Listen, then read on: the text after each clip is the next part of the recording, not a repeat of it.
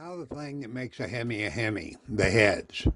Right out of the factory, the heads were a good design regardless of which division produced them. Any of the typical procedures that work on other heads can be used on them. Cleaning up the ports, port matching, milling for a little more compression, larger valves, etc. Whether that's necessary or not is an individual builder's decision. That being said, not all HEMI heads are created equally. Using the Chrysler HEMIs as an example, the 51 to 53 heads are probably the least desirable due to the smaller valve and port size. The 54 331 head was 1 year only, and it was kind of transitional. It had the larger valves and ports but did not have the water ports on the end of the head. The 55 triple nickel head is probably the most desirable because it's supposed to have the best port design. There were some changes in the 56 354 head, and the 392 HEMI head is all by itself, and I'll explain that in part 7. Industrial heads generally had larger combustion chambers, resulting in lower compression. Especially if you're planning on building a high-performance engine, it's generally a good idea to start by CCing the heads, just to see what you're starting off with. This is a pair of 55 triple nickel heads that are ready to go on a HEMI. They've been milled, new guides, new valves, including larger 2-inch intakes, new springs, retainers, locks, and aftermarket lower plug tube seals. You can tell they're the 55 and up heads by the water ports located in the end of each head. What's been done on these heads is actually pretty standard when you're rebuilding the Chrysler heads, and that would also hold true for Dodge and DeSoto heads. If you're building a Chrysler and really want to up the ante and save a bunch of weight in the process, you can always spring for a set of aluminum heads. They're a pricey option, but if you have the money, go for it. Unfortunately for the Dodge and DeSoto guys, aluminum heads aren't available for your engines at this time.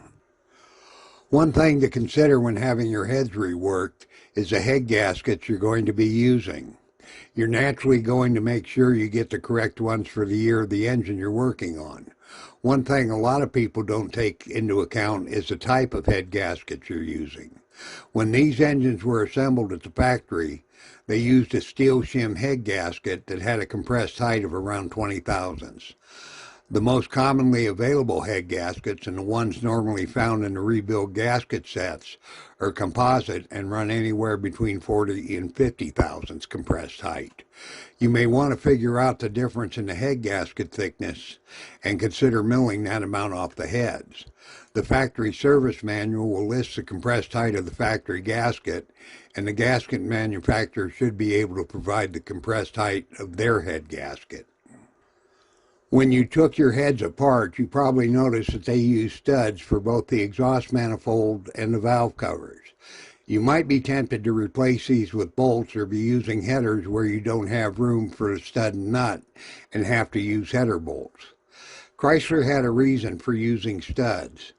The upper row of valve cover bolt holes and most of the exhaust studs screw directly into the water jacket.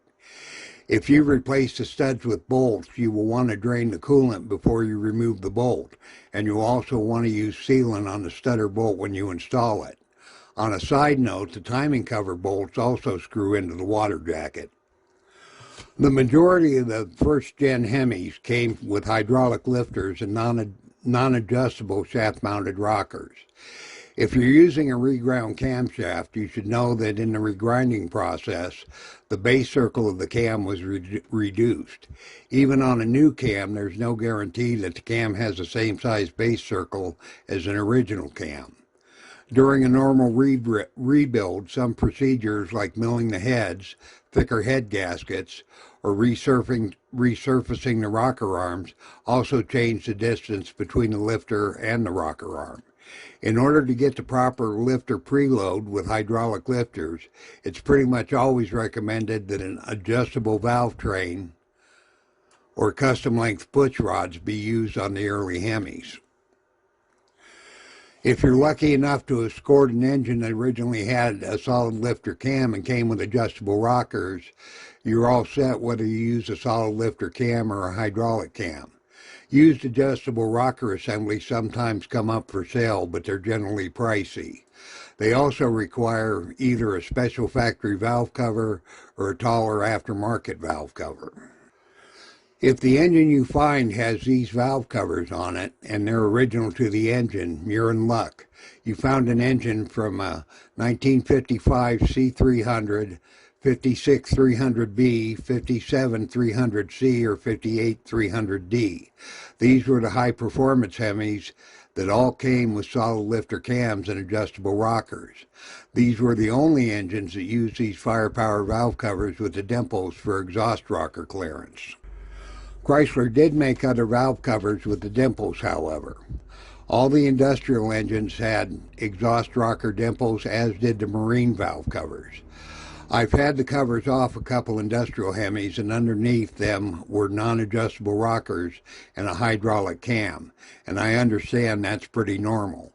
I've never dealt with a marine HEMI, so I don't know about those, but just a word of warning that just because an industrial or marine engine has dimpled valve covers doesn't necessarily mean it has adjustable rockers. Occasionally, a set of old race car aftermarket adjustable rockers from back in the day will show up on eBay or at a swap meet. I've heard lately of a company that can convert non-adjustable Dodge rocker arms to adjustable rockers. If you can't find a set of factory adjustable rockers, there are aftermarket adjustable rockers, and some like the set shown here are currently being made to include roller tip rockers. The factory adjustable rockers fall into the pricey range. The aftermarket stuff is in the really pricey range.